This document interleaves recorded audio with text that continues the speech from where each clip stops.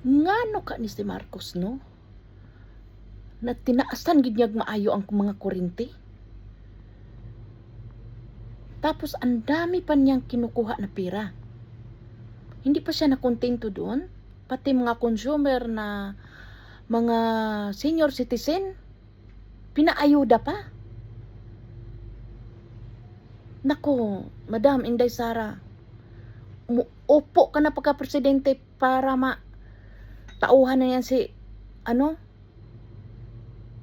yung team mo dati na napilitan akong bumuto dahil nga ay para sa'yo.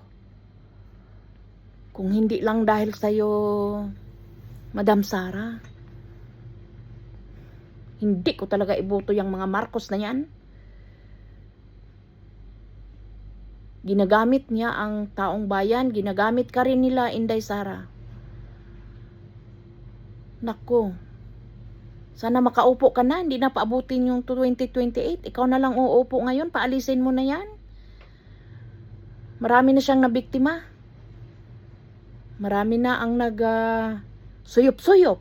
Oh. Marami na ang nawalaan ng bahay. Marami na ang kinukuha niyang pera. Lahat kinukuha na niya. Ano pa ba gusto niya sa buhay niya? Sarap tanggalan ng itlog.